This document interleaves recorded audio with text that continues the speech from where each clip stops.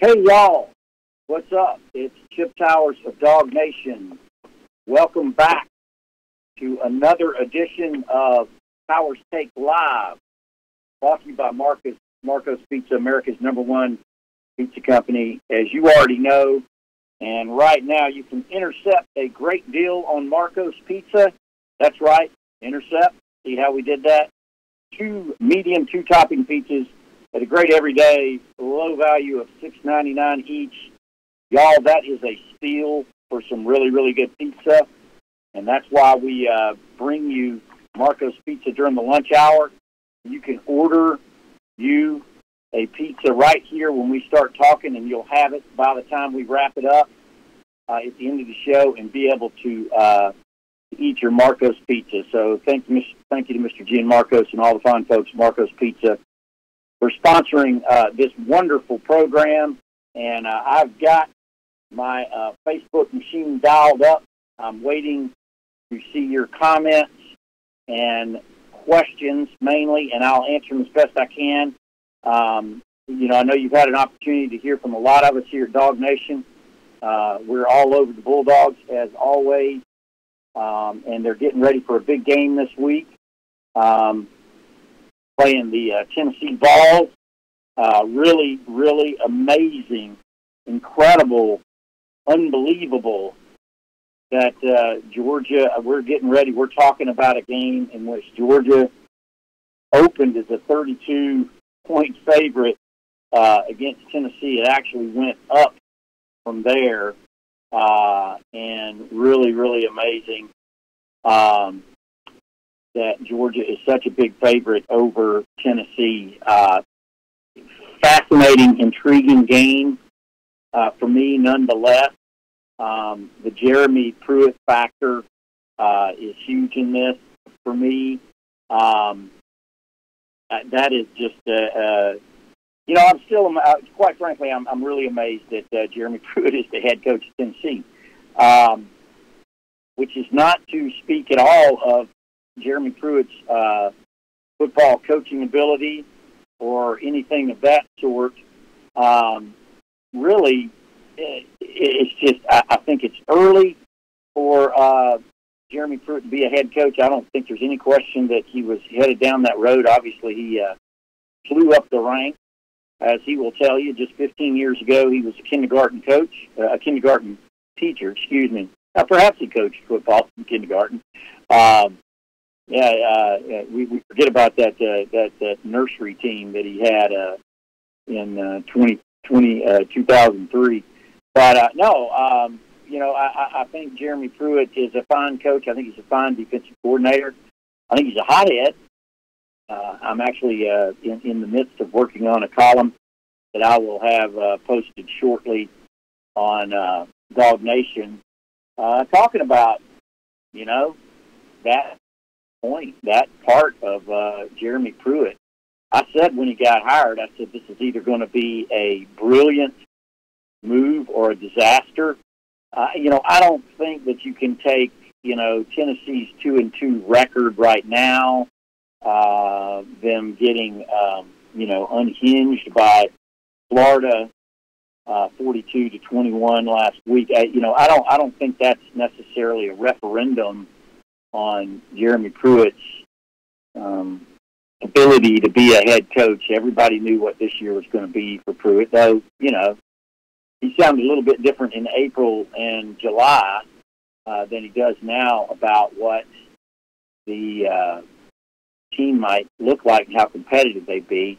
And I think part of their issue is you're trying to fit a square peg through a round hole right now. In other words, Tennessee had recruited to and was set up to be a 4-3 defense. He's converted them to a 3-4. They were trying to be a spread team under Butch Jones.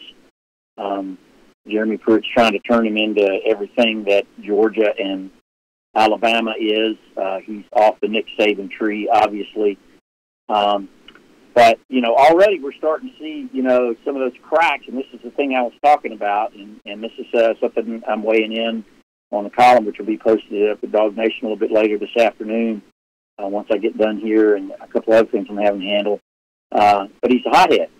And so far, it's just been a kicked whiteboard, which the coach and the whiteboard stood up to quite well. And, a mid-game dismissal of a player, Forte Sept, senior from Alpharetta, linebacker, actually a pretty good player for them, a player they need, which is sort of part of the issue. He'll be making the trip, as we understand it, with the ball, so he wasn't kicked off the team, and there was some dispute back and forth between Forte Sept on his Twitter feed and Jeremy Pruitt in his public discussions of the matter about what the truth is. Jeremy Pruitt says he ordered him off the field and to the sideline, to the locker room in the middle of that game. Forte Sept says it was something different. Doesn't matter. That's Tennessee's deal right now. And, man, they've got a way, it's going to get worse before it gets better now. Let me just be on. I don't expect Georgia to win by 32 points. They might. But you got to read me regularly and listen to me regularly on this show. Know that I'm almost always skeptical when it comes to these big lines. I know Georgia beat them by 41 up there last year. I expect Jeremy Pruitt to decidedly try to take the air out of the ball this weekend and slow the game down as much as he possibly can to keep this game in check. Conversely, I expect Georgia to really get after him. Georgia's got a lot of recruits. They got a very, very impressive recruit list coming to town, and these guys butt heads a lot on recruits, especially in the state of Georgia. Actually, interesting stat Mike Griffith was sharing with me earlier today. Georgia currently has 3 of the state of Tennessee's top 15 recruits committed to them, while Tennessee has 1. I don't know how many top 15 Georgia recruits that Jeremy Pruitt is in on or has been successful in getting a commit from. I don't think any at this point. And that's very important. Now, that's what's so amazing to me and any of you guys. I'm looking for questions on here. Nobody's asking anything right now. A lot of comments, and that's fine. I'll share your comments on here as well. For instance, Jeffrey Wilson says, upset if we don't hang 50 on them. And that's the general attitude. That's what everybody's thinking right now. But, Georgia remains, for me, a very flawed football team. I don't think they're in danger of being upset by Tennessee this weekend. I would, just die of shock necessarily if they did, but I would be pretty shocked if they lost it. It shouldn't be close. But, it's crazy to think that they can come in and Georgia run away with this thing. And hello, Rick Wallace. Let's get some greetings out of the way. Marvin Fate is here. Never take an SEC school lightly. I think that's good advice. Andrew Harris says volunteers will play better than last year, but it'll still be a blowout. That's Andre Harris, who refers to him as volunteers, which drives Mike Griffith crazy. Of course, he's covered Tennessee a lot over the years. He says it's balls all the time on every reference. Carlos Cardoza is here. Mr. Cardoza, thank you. I did get your LinkedIn request. I haven't had a chance to get on there and answer all those. Brock Evans asked an interesting question. Do you think any UT players will look to take a cheap shot at Mays? Oh, gosh, I would hope not. I think we're beyond, in modern-day football, any of that kind of stuff going on. Nowadays, I'll get to you, John Shaw. Nowadays, there's so many cameras and everything that it's very rare. There was that shot on Garantano last week. The Tennessee quarterback I thought was a little iffy for sure. Him doing that crab crawl into his leg. He didn't have to hit him, but I don't think he was trying to hurt him necessarily. I think he was trying to get him on the ground. John Shaw says, I wonder what Mark Richt's honest opinion of Pruitt is. And, hey, I can tell you. Mark Richt's not going to say it, but he didn't like him. He didn't enjoy that. And I think everything that happened with Jeremy Pruitt here probably contributed to both Mark Richt's demise and Jeremy Pruitt's demise. Look, guys, there's a reason. I mean, Jeremy Pruitt was not considered by Kirby Smart to be retained on his staff when he came here from Alabama. Now, don't you think that's a little bit odd? When these guys worked together for 6 years in Alabama, he was already the defensive coordinator. You know, I don't know that there was an ultimatum per se by Georgia's administration saying you can't hire this guy, but I know Kirby didn't consider it for a minute, and I think Mel Tucker was a great hire. But the fact of the matter is he had a longer history under Jeremy Pruitt, and Pruitt's a good coach. It's going to take a minute. He got a mess up there at Tennessee, and, you know, he's not the coolest cucumber around, so it's going to take a while. Randy Bond asks, hello, love the show. Where's Mike? Well, this is not Mike's show. Mike has his show. We like to we love this format. We really do love being interactive. Mike now has a show on Mondays, and then he and I are together with Chip and Griff on Tuesdays, and then you get me on Thursday. So you get to hear from plenty. Of course, you get Brandon Adams every day on the Dog Nation Daily podcast. So, but look, there's plenty to talk about when it comes to Georgia football, and that's the case here. So thank you, Randy. Don Bender is here now. Katie Waltz is here. Ryan Swabley is here. Hello, Ryan. One of my cousins. Ken Butler says 52-17 Dogs. You know, maybe so. You know, that would cover the line, wouldn't it? 52-17. But Georgia's got a lot of things to work out. Georgia's a flawed team. I think that's where I left it off a while ago. Still looking for your questions. Jacob McMillan has one here, and I'll get to you in just a second. But Georgia has their own issues, and you know, Tennessee's a tough matchup with them in this regard. Georgia, you know, it's got to get the run offense and run defense worked out. Run the ball, be able to stop the run, right? And Georgia has some issues in that regard, and Tennessee's really going to come after them hard in that regard on Saturday. Jacob McMillan wants to know who's making up the O-line. I think it seems pretty clear. You know, now you got to understand we only get 15 minutes of practice observation, but excuse me, during those observation times, it's been Cade Mays at right guard and Andrew Thomas at left tackle every time. So that is going to be a interesting storyline in Saturday's game. It appears that Andrew Thomas is going to be able to go. It could be that they're just, you know, Kirby just wants us to see that during that period. So Tennessee thinks he's going to go. I've run into Andrew once or twice in the hallway at the Bud Smear building before practice, and he was hobbling pretty good. But I mean, you can see him out there in practice; he's moving around pretty good. Ken Blankenship Jr. here says, "Very nice piece on my brooch. Yep, what a special kid and a special award." Thank you very much, Ken. I appreciate that. Rodrigo is a special kid, and that is a special award. I saw a great tweet from Matt Stinchcomb today, who tweeted at Rodrigo in the timeline of my story that I wrote on Rodrigo. He got the award. We already knew he was getting the AFCA All-State Good Works Award, but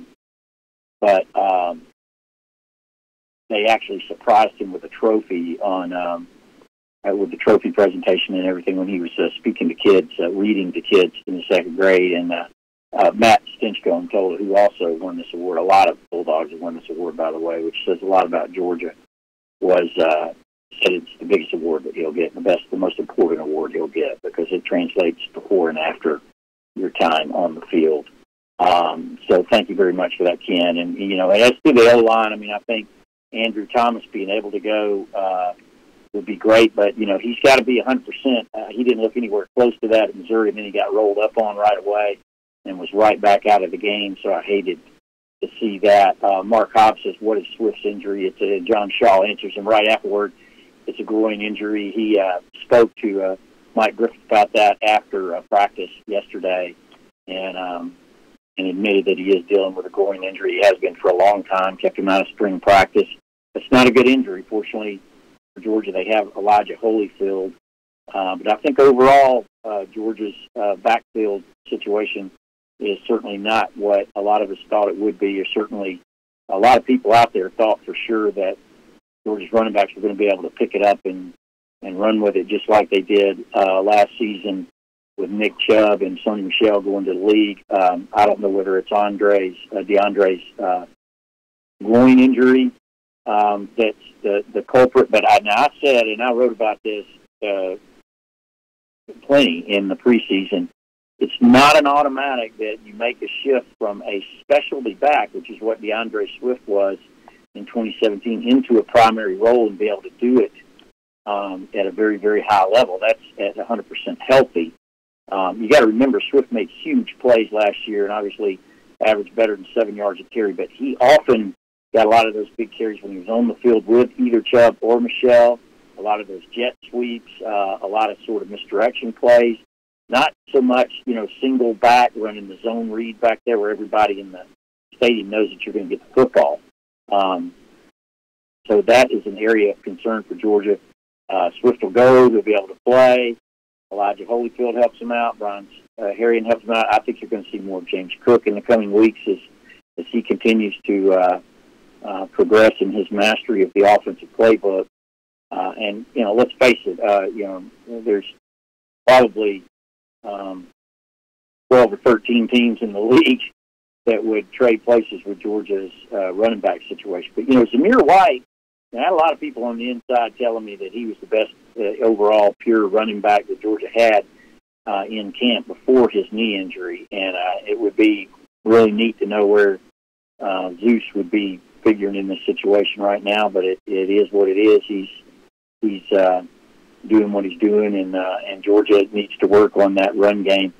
More of concern than that, though, I think, and Mike Griffith has really beat this drum, is Georgia's run defense. And look, Tennessee can run the football a little bit. They've got some good backs, and he's committed to it. Just look at the number of times they ran the ball despite getting blown out by Florida. This is an area that he is focusing on. You've got some really good tailbacks there. Ty Chandler is a guy that Georgia recruited heavily. He's a good player. They got big guys up front. They're young, a lot of sophomores and freshmen on the offensive line, but plenty of SEC size and girth up there on the line. They average about 6'5", 310 pounds up front for Tennessee, so that's not a given. And let's see some more questions. Yeah, Philip Jordan Wells says that Cook needs to get some more weight on him, and he will, but that's not really the role he's filling for Georgia. He's not doing a whole lot of between the tackles work. Randy Bond has a good question. Wants to know, do you think Zamir White will make a full recovery physically and mentally? I do. Nowadays, the ACL surgeries aren't quite as devastating as they used to be in terms of the overall impact on the body. And, now this is 2 for him and all that. It may slow him down just a skosh. It may affect him a little bit, but overall it's his size and strength that makes a difference. Trip Davidson saying that's his thoughts as well, that he expects Tennessee to keep him on the ground and try to slow down the game. And I think Tennessee will definitely do that. They're pretty decent in the special teams. They have a really good punter. You can play that way if you decide to. Very few people do nowadays. Everybody wants to go fast. But I don't see Tennessee trying to do that at all. Maurice Carter wanted to ask, with the way Georgia's D-line has performed last week, are we going to see, let's see what it says here, having a problem getting the rest of it up. Younger talents get a chance to play to help shore up the running game. I don't know. Here's the problem with Georgia's D-line. I don't think it's anything more than nose guard play, nose guard, nose tackle, and they're in the middle. I think Georgia's really missing John Atkins. I'm not 100% sure what the deal is with Daquan Hawkins-Muckle. I thought he was a pretty good player a couple of years ago. He played less last year, and then he's played even less this year. It might be worth a question to Kirby next time we get to see him. But essentially, you've got Julian Rochester trying to make that move in there. He's just at 300 pounds and 6'5", as opposed to John Atkins, who is 6'3", 320 plus. It's a difficult position. You really got to occupy blockers. I don't know that that Rochester's commanding that very much. And then you have junior Michael Barnett filling in from him there. And then I've seen Jay Hayes there a good bit, and Jay Hayes is certainly not a nose tackle by trade. There is a lot of concern, I think, in the middle of that line, and that affects everything. That affects your linebacker play. That affects your ability to pass rush, which we've seen Georgia have some struggles on that. I think Tyler Clark has played great. I think Jay Hayes has played fine. I think Ledbetter and Marshall are fine, but I just don't think you're getting very good play at the nose tackle position. So keep an eye on that. I don't know what your options are. Jordan Davis is one big option there, like 6'6", 340 pounds worth of option.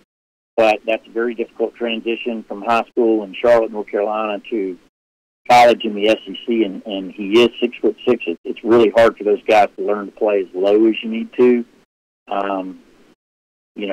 Maybe he'll eventually do that. I don't know that tackle might be a better position for Jordan Davis eventually, because you really have to get low and in the center space to tie things up inside there. But we'll see. Jordan Davis, big, huge guy. Let's all keep an eye on that and see what the rotation looks like at nose guard this week. Other questions, or statements. Joseph Alexander says Pruitt might stay in Athens after the beatdown on Saturday. We'll see what happens on that. This is going to be an extremely motivated Tennessee staff. You got half of the old Georgia staff over there. Will Friend, who's handling not only the offensive line but a good bit of the play calling, as I understand it now. Tracy Rocker, who I think doesn't get enough credit for his ability to coach on the defensive line, is coaching D-line there. Kevin Shearer, the defensive coordinator there. There is a pretty major Georgia flavor on that line and a lot of Georgia players on that team. So Tennessee will be, they have their backs against the wall and they'll be ready to go. Jacob McMillan wants to know if Monty's a good question. Jacob McMillan wants to know if Monty Rice would be a go. I think so. As I wrote on Dog Nation's practice report earlier this week, he was out there and going in practice with the number one unit. Has a rubber sleeve on his knee. He has an MCL issue. And look, this is very important to this point. Georgia's health as a team. They're a beat-up group. This is something Georgia was able to avoid in 2017. The injury bug, they've gotten pretty hard so far this year, starting with Terry Godwin being out for such an extended period of time, Kyrus Jackson being out with a hamstring injury. Right now you got Tyler Simmons sideline. That's not a small thing. He was your starting wide receiver with Terry Godwin out. I think you'll see a lot more Godwin this week, and that's a good thing. Hopefully he's healthy. He's still an exceptional player, but Tyler Simmons is obviously the best blocker on the outside. I think Riley Ridley, that's Jeremiah Holloman's come a long, long way. Hope you guys saw I weighed in on the drop ball thing on Tuesday, I think it is. Ken, the injury to Tyler Simmons is a shoulder. Georgia had a couple of shoulders in this game. There's Nicole Hardman. Connor Riley showed me back in the studio. Nicole Hardman just having an unbelievable year, scored in every game for Georgia this season and 5 in a row going back to last season. So he's playing really, really well. I don't think Georgia's going to miss a beat on those guys. There was some kind of rumor running around this week. I don't like to perpetuate rumors about Jake Fromm being injured. Obviously, we never reported that. I say this all the time, that sometimes no report is a report. So I don't think there was anything to that. I don't know if he got banged up in practice and somebody saw him leave the field or what. But Shannon Baker points out here, we have a nasty wide receiver core, here she says, of the Bulldogs, and I think that is absolutely the truth. Cortez Wimberly wants to know who else you have at the nose guard position. I mean, the Devontae Wyatt is the obvious guy there and has played there a good bit. I can't speak with any great authority on how well he's played so far. I haven't. I need to. Maybe after this week's game, I'll go back and look and watch that nose guard play real close, because we're so busy during games. It's hard to focus on that kind of stuff. John Pendergrass points out that Richard LeCount looks very good, and I would agree with that assessment. In fact, Georgia's secondary overall is really not much of a concern for me anymore. I think they've answered the bell on that. They've looked pretty good in the secondary, and I don't think that's an issue. I don't think it's going to be much of an issue in this game, period. I'm trying to Tennessee has not been able to throw the ball great, though they do have some very good wide receivers. Marquez Callaway, chief among them. They have some good targets out there, but they're just having a difficult time getting the ball. Hey, y'all be sure and share this on Facebook. Like I said, this is Power Steak Live, brought to you by Marco's Pizza. Be sure to share this on the Facebook timelines. Get some more people on here. Right now, we got pretty good. Hello, Bobby Bell. Welcome. John Anthony likes our secondary as well. Galen Jacob says, "Yeah, I'm glad we use our dominant wide receivers to block for our mediocre running game." I wouldn't say that, though. I mean, Georgia's throwing the ball. Look, you don't want to have to throw it too much. Where's Georgia right now? Georgia's in the middle of the league in pass offense. And keep in mind, Georgia's had a bunch of blowout wins here, so you're not throwing it all in the fourth quarter. In fact, probably count on one hand how many times Georgia had to throw in the fourth quarter. We've attempted 90 passes this season, so through 4 games, that's an average of just over 20 passes a game. And when you look at your total offense distribution, Georgia has 909 yards passing and 1,001 yards rushing. I mean, that's pretty doggone balanced, and that's what you're shooting for. Now, I think they will be more unbalanced, actually favoring the pass once they get into the crux of the schedule. Let's face it, with Tennessee and Vanderbilt right now, Georgia is kind of on cruise control, and I don't anticipate any upsets here over the next couple of weeks, and then you're at LSU. When you get into LSU, you're going to have to reach a little bit deeper in the playbook to be able to do some things. And I think you see Georgia at that point throw the ball around a good bit more. Jake Fromm is scoring very, very high when it comes to pass efficiency. Very good against the blitz. He hasn't played great. Georgia number 2 in the SEC in pass efficiency. Let's see if I can see some individual rankings on. I wrote about Jake earlier this week. He's got some great numbers at Pro Football Focus. Does a really good job of breaking down these games in the regard of how they did against the blitz, how they did against different things, checking in and out of plays, all that kind of stuff. Jake Fromm, second behind Tua Tagovailoa in pass efficiency at 199.7. Guys, that's really, really good. I mean, I want to see Justin Fields too. I want to see more Justin Fields. And by the way, I didn't really like the way they deployed him. Justin Fields talking about against Missouri. I would like to have seen him at least stick with him and on that particular series, 1st and goal at the 7.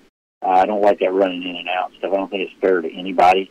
And I understand what Georgia was doing there, but it didn't work out very well, and I don't think it did anything to progress the situation or help Justin Fields feel any better about his situation. But anyway, Jake Fromm's played very, very well.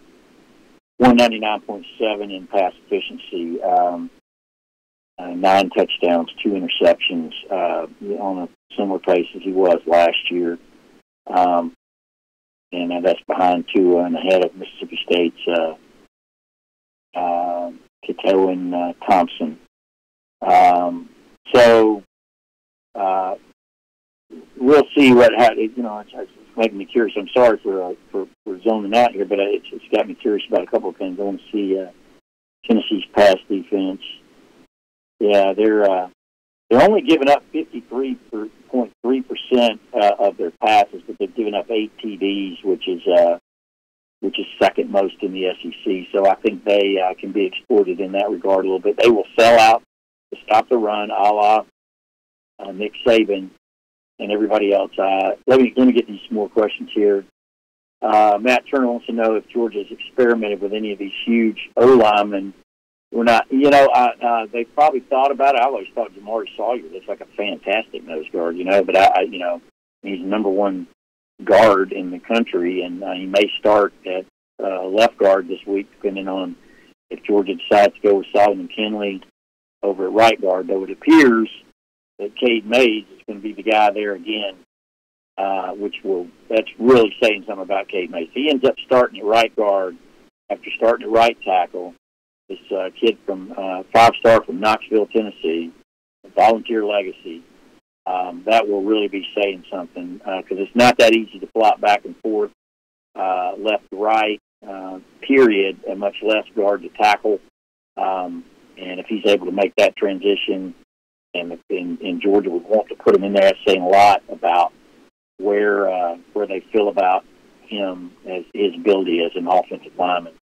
And then I would imagine he would start at left tackle if Andrew Thomas can't go. So pretty impressive. And Georgia has Trey Hill, Kendall Baker, a lot of options at that left guard position if they end up moving Solomon Kinley out of there at right guard as well, I would imagine. Let's see. I don't know the answer to that, Ken, about that. I didn't see who Quintel was talking about. Georgia does need to pick it up in its linebacker recruit. I mean, I think Channing Tindall and Quay Walker are exceptional talents at inside linebacker, but it takes a while. I always remind people of this. Roquan Smith didn't burst out of the gate and start for Georgia. It took him a year or two to get going because it's a very, very difficult position to play. But I think you're going to see more of Channing Tindall for sure, and maybe Quay Walker moving forward because Georgia needs to get a little bit more athletic at that position. Natrez Patrick is leading the Dogs as usual and playing well. DeAndre Walker's playing great for Georgia at the outside linebacker position.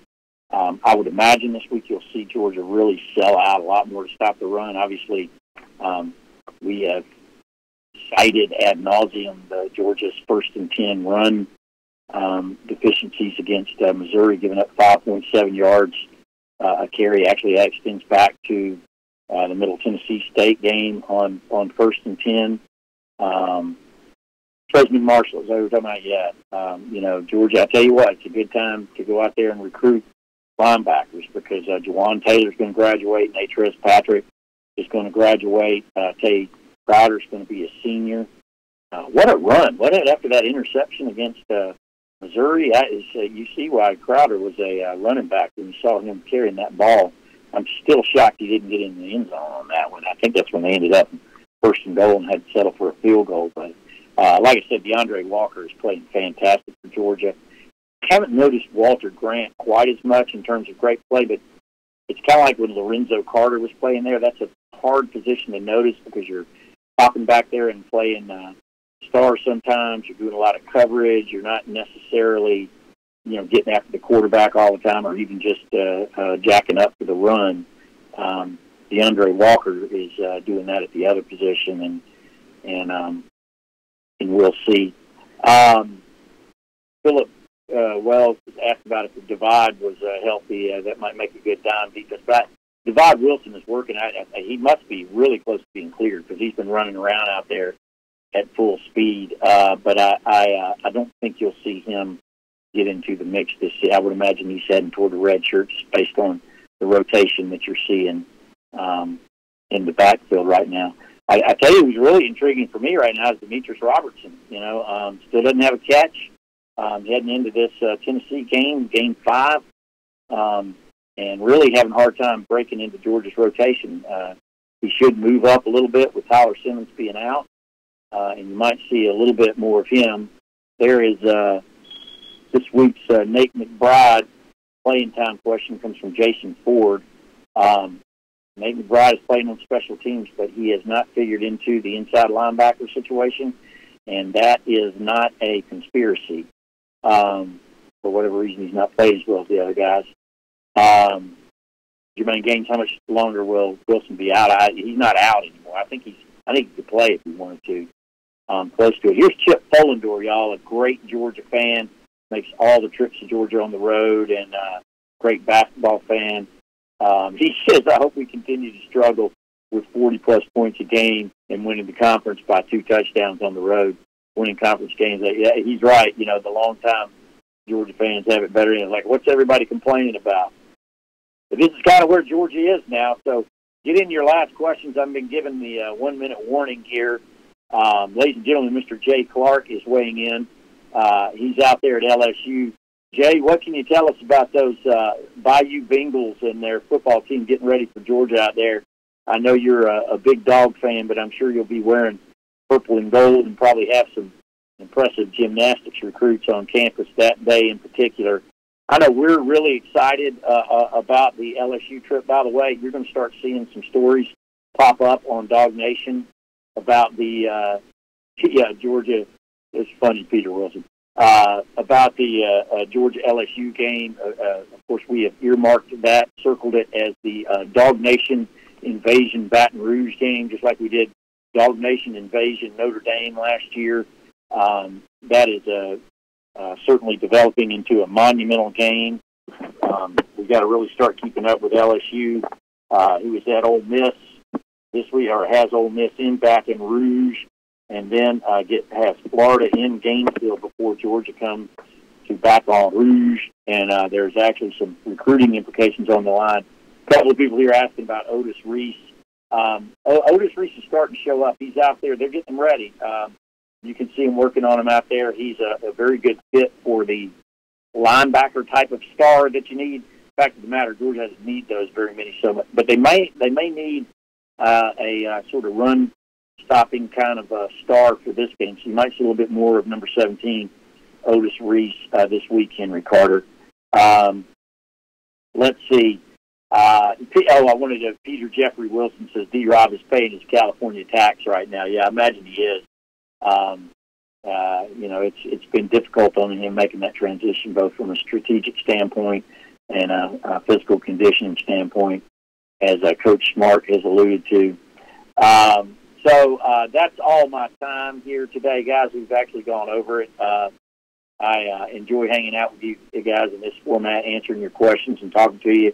As you know, Towers Take Live on Facebook is brought to you by Marco's Pizza, America's #1 pizza company, where you can intercept a great deal, 2 pizzas, medium, with 2 toppings for $6.99 each. And we thank Marco's for sponsoring this program and all the other programs they sponsor at Dog Nation. You can see Towers Take Live every Thursday at 12:30 right here in this window. And we go as long as we can. Sooner or later, I got to get back to write, so I'm going to get to working on this Jeremy Pruitt column, which should be up in the next hour or so. And there's all kinds of good stuff there. Mike Griffith files a story about every 15 minutes, as you all know, and Brandon Adams and Jeff Sintel coming with it, coming with their big games too. So for everybody at Dog Nation, this is Chip Towers. Towers Take Live, brought to you by Marco's Pizza. Thanks for hanging out with me, and we'll see y'all next week and every day at DogNation.com.